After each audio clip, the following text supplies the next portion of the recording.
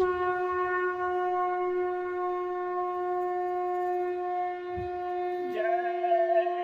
गुरुदेव। जय गुरुदेव। जय गुरुदेव। जय गुरुदेव। जय गुरुदेव। जय गुरुदेव। बहुत दिन हो गए दर्शन मिले स्वामी चले आओ। बहुत दिन हो गए दर्शन मिले स्वामी चले आओ।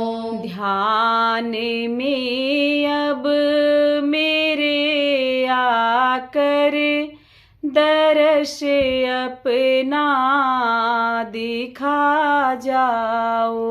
ध्यान में अब मेरे आकर दर्श अपना दिखा जाओ। दयालु हमको रह रह कर तुम्हारी याद आती है। दयालु हमको रह रह कर तुम्हारी याद आती है। मगर नैनों से क्यों हो दूर स्वामी पास आ जाओ। मगर नैनों से क्यों हो दूर स्वामी पास आ जाओ। बहुत दिन हो गए दर्शन मिले स्वामी चले आओ।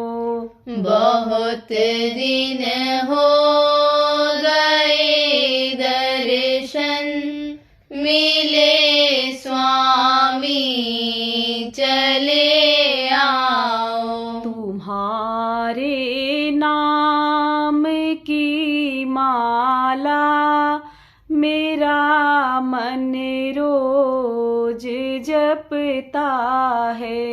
तुम्हारे नाम की माला मेरा मन रोज जपता है। ना तड़ पाओ मेरे स्वामी गुनाहों माफ कर जाओ। न तड़ पाओ मेरे स्वामी गुनाहों माफ कर जाओ। बहुत दिन हो गए दर्शन मिले स्वामी चले आओ। बहुत दिन हो गए दर्शन मिले स्वामी चले आओ। तुम्हें कैसे रिझाऊं मैं करम का बोझ लादे हूँ। तुम्हें कैसे रिझाऊं मैं करम का बोझ लादे हूँ। तुम्हें कैसे मनाऊं मैं करम का बोझ लादे हूँ। तुम्हें कैसे मनाऊं मैं करम का बोझ लादे हूँ। बिरह की आग जलती है, इसे आकर बुझा जाओ। विरह की आग जलती है,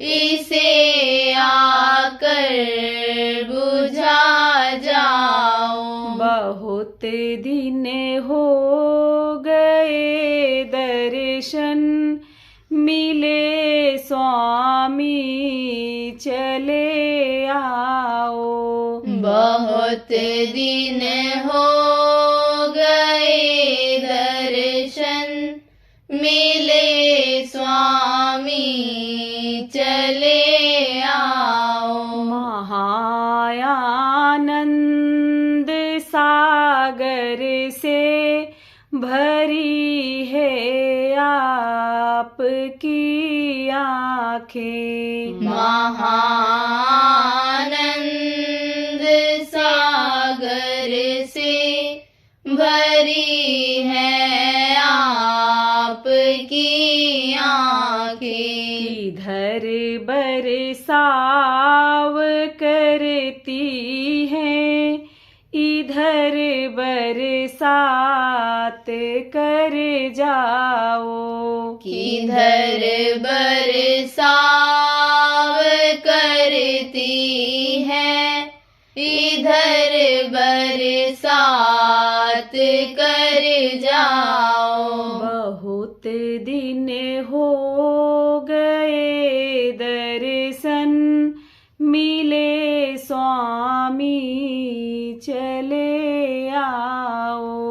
बहुत दिन हो गए दर्शन मिले स्वामी, चले आओ। ध्यान में अब मेरे आकर दरस अपना दिखा जाओ। ध्यान में अब मेरे आकर दर्श अपना दिखा जाओ। जय गुरुदेव। जय गुरुदेव।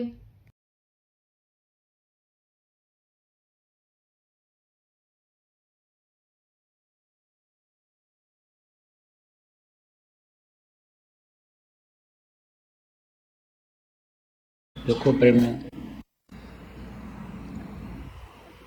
जब जीव दुखी होते हैं, भटकते हैं, रास्ता नहीं मिलता है,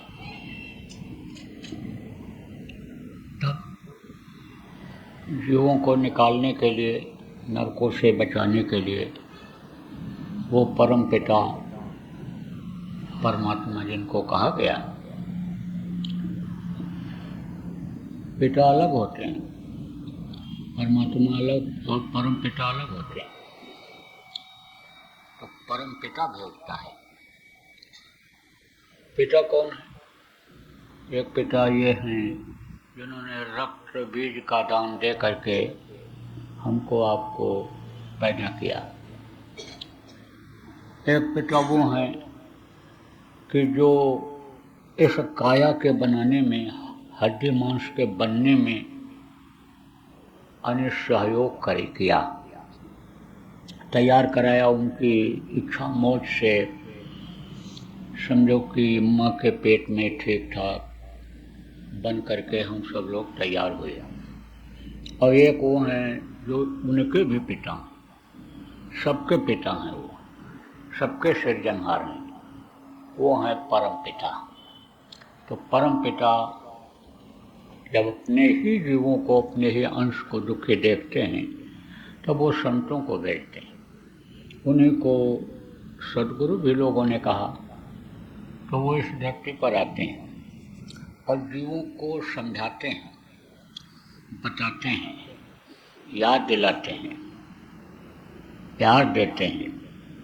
तो जैसे माँ बच्चे को प्यार देती है, दूध पिलाती है, पालन पोषण करती है, लेकिन कभी थपकी भी मारती है, ऐसे ही सदगुरु आते हैं, खरी खोटी भी सुनाते हैं, ताना भी मारते हैं और समझाते भी हैं। और वो जो समझाते बताते उनका जो निशाना होता है वो चूकता नहीं है। तो कहा कि सदगुरु मारा तान कर शब्द सुरंगी बाण, सदगुरु मारा तान कर शब्द सुरंगी बाण, और मेरा मारा जो दिए तो ना कहूँ कमान। जैसे कोई किसी को मार देता है और मर जाता है, एक ही गोली में मर गया, एक ही घूसा मार दिया और मर गया। कहते हैं इनका जो दाव है वो चूकता नहीं है, इनका निशाना चूकता नहीं है, इनके शिकार से कोई बच नहीं सकता है, फिर जिंदा नहीं हो सकता है। ऐसे ही यानी सदगुरु के जो शब्द सुरंगी बाण होते हैं, बाण जिसको कहते हो, तीर कमान जिसको कहते हो, फिर समझो तीर जिसको कहते हो बाण, वो जो शब्दों का बाण मारते हैं उससे जीव एक तरह से घायल सा रहता है। घायल क्यों होता है, दुखी क्यों होता है? क्योंकि मन मरता है उससे, उनके बाणों से। तो दोनों का साथ होता है। थोड़ी देर के लिए तो तकलीफ होती है, लेकिन उसके बाद में जब समझ जाता है जीव कि ये जो बाण है इनका, यह हमारे लिए फायदेमंद है।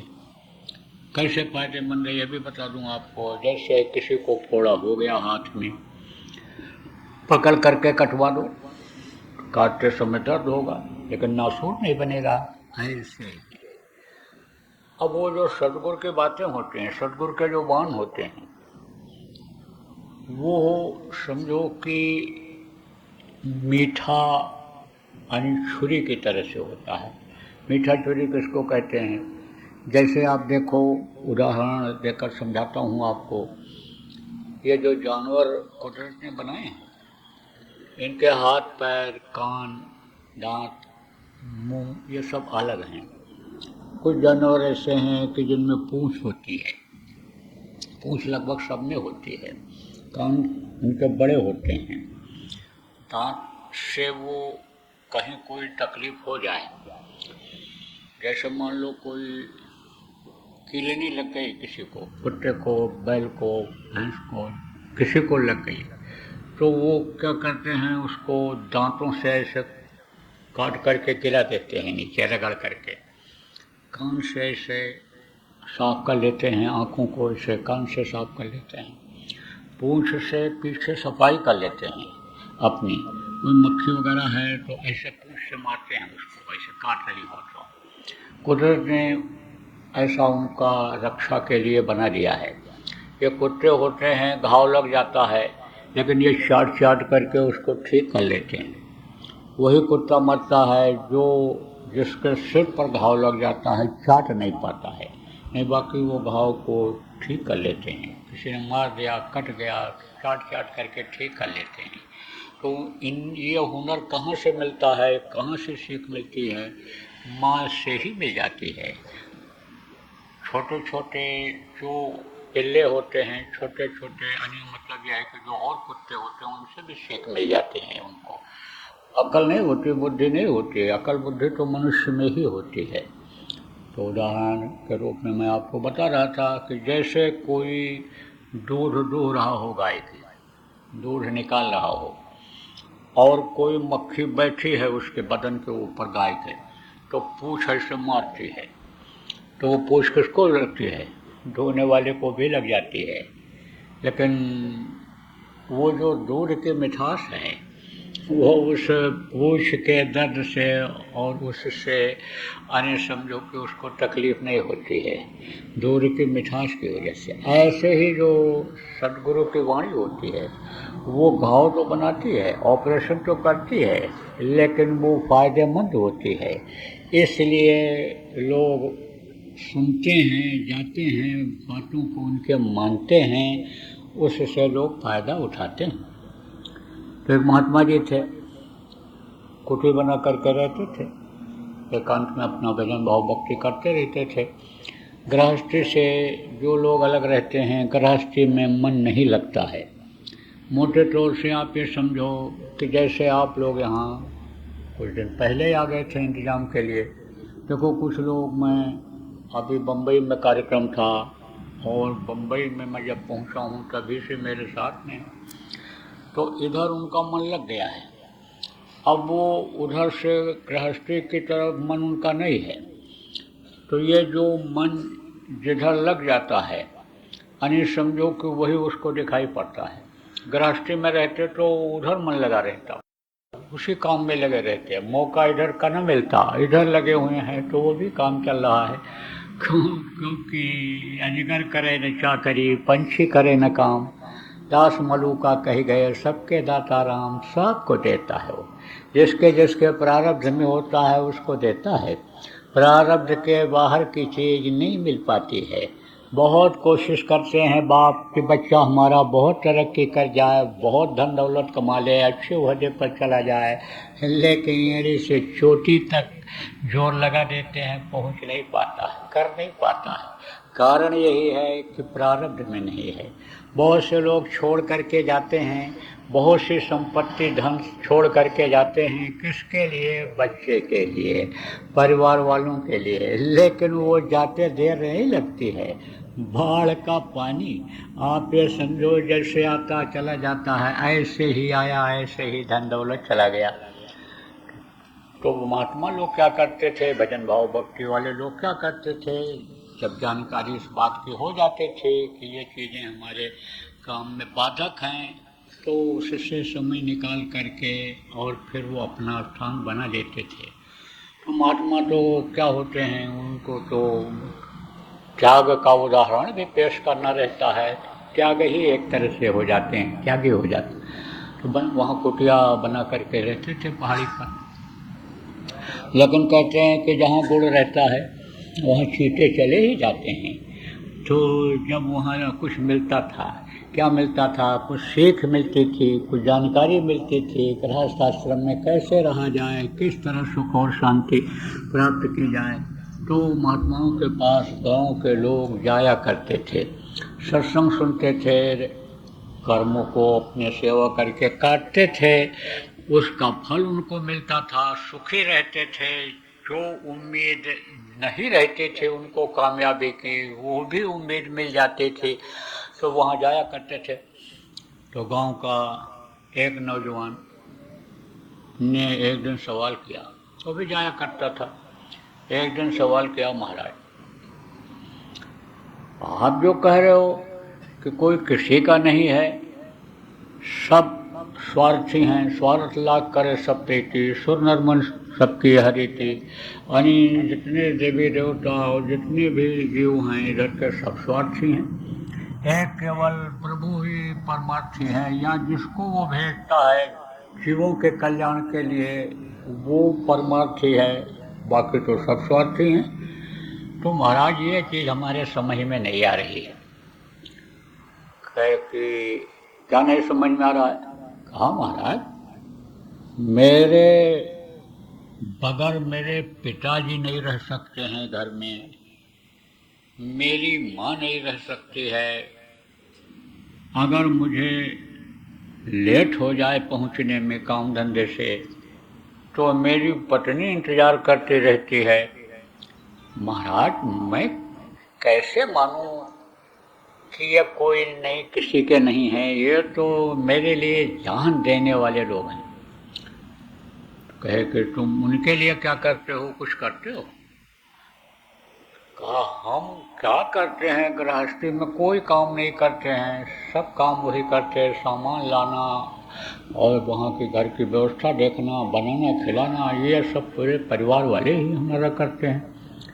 तो कहा खर्चा कौन देता है? कहा खर्चा तो मैं देता हूँ, कमा करके लाता हूँ, देता हूँ। तो बोले कि इसीलिए जुड़े हुए हो, खर्चा देना भी बंद कर दो तो यानी समझो कि इतना प्रेम नहीं रह जाएगा। इतना यानी समझो कि जो लगाव है तुम्हारा वो तुमको, उनका लगाव तुमको दिखाई पड़ रहा है, वो नहीं रह जाएगा। तो कोई खिलाता है, कोई बनाता है, कोई लाता है, ये बच्चा कर्मों का लेना देना है, कोई सच पूछो तो किसी का नहीं है। तो उस दिन कुछ नहीं बोला, कहा बात काटना ठीक नहीं है। फिर 2-1 दिन के बाद आया, तो यही सब बातें सत्संग में होती ही रहती हैं।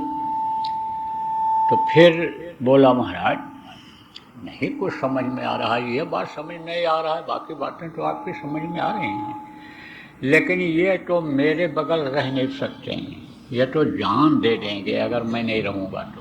बोले अच्छा, तो तुझको तो बताने समझाने से समझ में नहीं आएगा, तुझको तो मैं परीक्षा ले करके दिखवा देता हूँ। बोला ठीक है महाराज। तो उस दिन तो कुछ नहीं बोले। फिर आया जब, तो बोले कि तू 2-1 दिन के लिए यहाँ रुक जा। बोला महाराज बड़ा मुश्किल काम है यहाँ रुकना, यहाँ तो हमारा सब काम बिगड़ जाएगा। अरे बोले कुछ नहीं बिगड़ जाएगा, बिगड़ेगा उसकी जिम्मेदारी हमारी है, तो आ जा। बोला आज तो नहीं, अब हम 1-2 दिन के बाद गृहस्थी सेट करके आएंगे। तो रिश्तेदारी में शादी ब्याह में भी लोग जाते हैं, समय उसी तरह निकाल लिया उसने। तो यही साधना करना सिखाया, साधना जो गुरु महाराज ने प्रेमियों हमको आपको सिखाया। इस शरीर में जो दोनों आँखों के बीच में तीसरी आँख है, जहाँ से यानी रास्ता जीवात्मा के निकलने का है ऊपर की तरफ, जिस रास्ते से इस शरीर के अंदर यानी जीवात्मा डाली गई है माँ के पेट में, समझो उसी रास्ते से निकलने का यानी समझो रास्ता सबके अंदर है, उसके अंदर भी था। तो उस वही साधना बताया जो हमको आपको बताया है। क्या होता है कि जब इस शरीर को जीवात्मा छोड़ती है, ऊपर जाती है, तो कुछ दूर तक इस शरीर का बोध ज्ञान रहता है। यह मालूम पड़ता है कि देखो ये हमारा शरीर पड़ा हुआ है, आँख है, कान है, ये है, यहाँ पे समझो। जब ज़्यादा दूर निकल जाती है, अपने वतन की तरफ जाती है, तब यह सब भूलता है, तब होश में आदमी नहीं रहता है, कुछ दूर तक होश में रहता है, दोनों का भान ज्ञान होता है। कोई बोलता है तो सुनता भी है, और अगर याद आ गया कि इधर हमको देखना है क्या हो रहा है, तो ऐसे पलक उठ जाता है, ऐसे देख लेता है। फिर जैसे नींद में आदमी रहता हो और आँख ऐसे खोलता हो फिर बंद कर लेता हो, ऐसे ही चेतना रहती है कि हम इनसे बात कर रहे हैं, लेकिन रात को जगे हो, नींद पूरी नहीं हुई है, तो बात करते करते ऐसे आँख बंद हो जाती है, फिर उसके बाद ऐसे खुल जाती है। तो इस तरह से होता है। तो निकली जीवात्मा जब गई, समझा, वो बता दिया तरीका, जिसको योग साधना उस समय पर लोग कहा करते थे। तो जब सीख गया तब कहा जा तू जा, और वहाँ घर में घुस करके और ऐसे हाथ करके पैर फैला करके और गिर जाना है, और अपनी सूरत को चढ़ा लेना ऊपर की तरफ ऐसे, जैसे बताया। तो तुझको सवाल का जवाब मिल जाएगा, समझ में तेरे आ जाएगा। तो गया, ऐसे ऐसे हाथ फैलाया और पैर ऐसे करके गिर गया। औरत क्या कर रही थी, भोजन बना रही थी, खीर पका रही थी। जब हमसे ऐसे आवाज़ आई, देखा कौन आ गया, कहा रहे तो मेरे पतिदेव हैं। अब देखी नज़दीक से तो कहा अरे लगता है ये ख़त्म हो गए। ऐसे देखा और हिलाया डुलाया, कुछ नहीं, और बोले भाई ख़त्म हो गए। सोची फिर तो बड़ा समय लगेगा, रोना धोना होगा, और फिर इनका संस्कार होगा, और फिर भोजन बनेगा, तब फिर खाने को मिलेगा। तो क्यों न ये खीर तैयार है, फटाफट फेंट के इसको पी लिया जाए, उसके बाद तब रोना धोना शुरू किया जाए। लौट गई, फेंटा खीर को और ठंडा करके पी गई। फिर आई, आवाज़ लगाई और रोई जोर से, और माँ भी दौड़ के आई, और समझो कि परिवार वाले भी दौड़ करके आए। देखे रोना धोना शुरू हो गया। पड़ोसी आए और वो भी कहने लगे कि अब तो ये चले गए, अब इनका इंतज़ाम करो, कपड़ा मंगाओ और घर से अब इनको बाहर निकालो। पहले के समय में लोग घर से जैसे ही हाथ पैर ठंडा होने लगता था, ठहरे ही घर से बाहर निकाल देते थे और उत्तर सिर करके लटाते थे। उत्तर दिशा में सिर करके लेटने में क्या होता है, इस शरीर को जो चलाते हैं वो इसमें सेल होते हैं। सेल किसको कहते हैं? छोटे छोटे यानी जैसे ये टॉर्च में सेल लगाते हो छोटा रहता है, ऐसे ही इसमें यानी एक तरह से पावर होती है, छोटी छोटी मैग्नेट यानी समझो होती है, नहीं आप ये समझो चुंबक होता है, जो ये सिस्टम इस तरह का है जो इस शरीर को चलाता है। तो उस समय पर उत्तर सिर करने से यानी वो जल्दी ख़त्म हो जाते हैं। तो जो तकलीफ़ होती है मौत के समय, झटका लगता है, जो तकलीफ़ होती है वो तकलीफ़ फिर जल्दी नहीं होती है, लेकिन वो जब प्राण निकल जाते हैं जल्दी से तो कितनी भी तकलीफ़ इसमें हो खुश नहीं। इसलिए लोग उत्तर जटा देते थे। तो बोले भाई अब ये चले गए, उनको निकालो जल्दी करो। कहें अब निकलेंगे कैसे, ये इनका तो पैर अकड़ गया है, टाइट हो गया है और दरवाज़ा छोटा है और हाथ देखो फैला हुआ है, ये निकलेंगे कैसे। तब किसी ने कहा कि दरवाज़ा निकाल दो। तो परिवार वाले कुछ नहीं बोले कि और कोई उपाय देखो। लोगों ने कहा कोई उपाय नहीं है। तो औरत बोली अब इनसे क्या मोह है, इनका हाथ क्यों न काट लिया जाए। हाथ पर काट दो, काट करके बांध करके जला दो। अब क्या करोगे, कौन बनाएगा हमारा घर, कौन बनाएगा दरवाज़ा, फिर कैसे लग पाए। चर्चा ही हो रही थी, भाई हाथ पैर काटना ठीक नहीं है। आज तक किसी भी मुर्दा का हाथ पैर नहीं काट करके और संस्कार किया गया। तब तक देखा उधर महात्मा जी आ रहे हैं। लोगों ने कहा वो गुरुजी आ रहे हैं। गुरुजी के यहाँ ये जाता था। गुरुजी ही बचा सकते हैं, महात्मा जी ही बचा सकते हैं। महात्माओं में पावर होती है, वैदिक के विधान को भी बदल देते हैं। तो वो आ रहे हैं, उन्हीं से कहा जाए महाराज ये आपका भगत है, आपके पास जाता था, तो आप अब इसकी रक्षा करो, जान बचाओ। महात्मा जी उतर करके वहाँ पहुँच गए पहाड़ी पर से। तो सब लोग बोले महाराज अब इस पर बच्चे पर दया करो, नौजवान पर, अभी तो इसकी उम्र क्या है महाराज, दया करो, बचाओ अब इसको। बोले भाई बचाया तो जा सकता है, जड़ी तो मेरे पास है, उस जड़ी को मैं बट करके पीस करके पानी में घोल करके तैयार करूँगा और उस गिलास को जो पी लेगा, कोई भी पी लेगा, तो यह बच्चा बच जाएगा। अब लोग मन बनाने लगे, अरे कोई पी ले, उसमें क्या है, कोई पी लेगा। तब तक महात्मा जी फिर बोले कि जो पिएगा वो ख़त्म हो जाएगा और ये नौजवान जिंदा हो जाएगा। तो गांव वाले धीरे धीरे खिसकने लगे पीछे से, जो भीड़ थी। बोले अरे रुको भाई गांव वालों, आप सुनो मेरी बात, फिर से सुनो, ये बच्चा जिंदा हो जाएगा। गिलास शरीर का पीने के बाद ये बच्चा जिंदा हो जाएगा, लेकिन वो ख़त्म हो जाएगा जो पिएगा। तो अभी ये देखो मैं तैयार करता हूँ, बताओ आप लोगों में से कोई पियोगे? तो ना किसी ने हाँ कहा, ना किसी ने ना कहा, एकदम रफू चक्कर हो गए, खिसक गए सब। लेकिन दूर दूर से खड़े देखते रहे। महात्मा जी ने कहा अच्छा लाओ पानी लाओ, हम बटते हैं, तैयार तो करें। तैयार किया, बट करके खुद बट करके तैयार किया और दिखाया।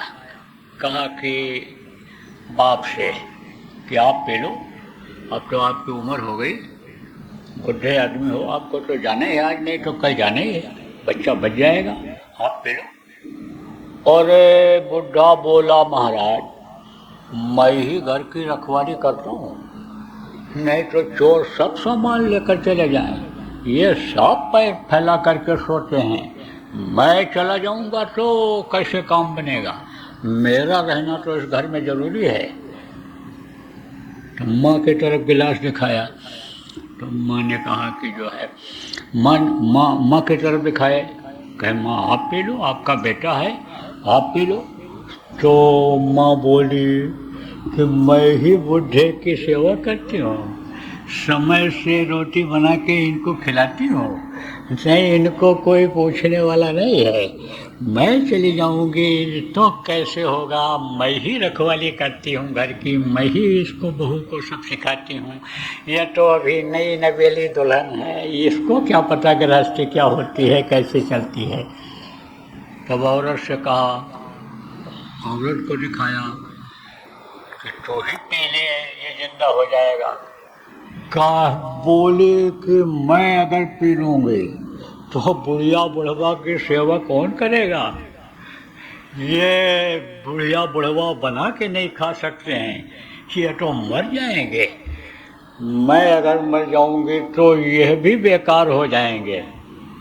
तब दूर से लोग देख रहे थे, बोले भाई अब एक बार आप लोगों को फिर मौका देता हूँ, आप लोगों में से कोई पी लो। दूर से जो देख रहे थे वो भी और पीछे हट गए, लेकिन देख रहे हैं कि हो क्या रहा, सुन रहे हैं, देख रहे हैं। तब महात्मा जी बोले भाई जब कोई नहीं पी रहा है तो मुझे ही पीना पड़ेगा।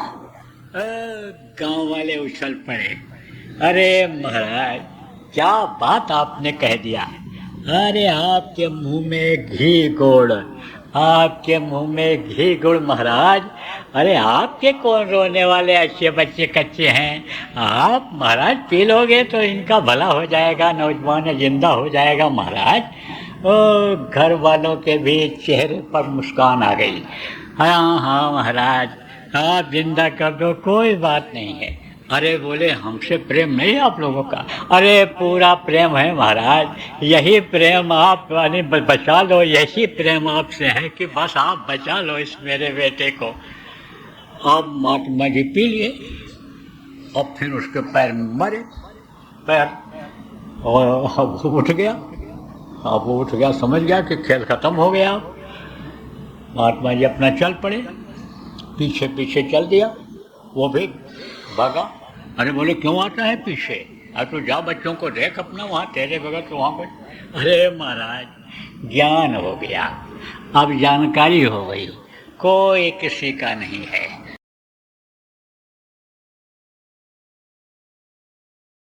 प्रभु का नाम जो वक्त का नाम होता है, उस वक्त के नाम से जब उसको पुकारते हैं तब वो देखता है, तब वो प्रभु मदद कर देता है। प्रभु वो दीन बंधु कहलाता है, दीन दयाल कहलाता है, वो सच्चिदानंद कहलाता है, वो हमेशा सच्चे लोगों का, अच्छे लोगों का मदद करता है, दीन गरीबों की ही वो मदद के लिए आता है, तो वो मदद करता है। तो जब आदमी निराश हो जाता है, कोई विकल्प नहीं रहता है, उस समय याद करता है उस प्रभु को, तो वो प्रभु मदद करता है। तो ये जय गुरुदेव नाम यह हमेशा मददगार है, यह हमेशा समझो आपका समझो सहायक है, ये हमेशा मददगार है। तो इस जय गुरुदेव नाम को आप लोग अपने घरों में ध्वनि बोलवाना, बच्चों को पूरे परिवार को इकट्ठा करके, और लगातार 1 घंटा सुबह शाम अगर जय गुरुदेव नाम की ध्वनि बोलने लगोगे तो धीरे धीरे तकलीफ़ें आपकी निकलती हुई नज़र आएंगी। जय गुरुदेव। सरकारी व गैर सरकारी अनुदान के लिए बिना सत्संगियों के सहयोग द्वारा जनहित के कार्यों में लगी हुई बाबा जय गुरुदेव धर्म विकास संस्था का मुख्यालय पिंगलेश्वर रेलवे स्टेशन के सामने मक्सी रोड, उज्जैन, मध्य प्रदेश में है। यहाँ पर सत्संग व नामदान का कार्यक्रम होता रहता है। अतः आप श्रोताओं से अनुरोध है कि बाबा उमाकांत जी महाराज के आश्रम उज्जैन एक बार परिवार सहित जरूर पधारिएगा। आपके सुझाव के लिए व्हाट्सएप नंबर 9575600700। जय गुरुदेव, जय गुरुदेव।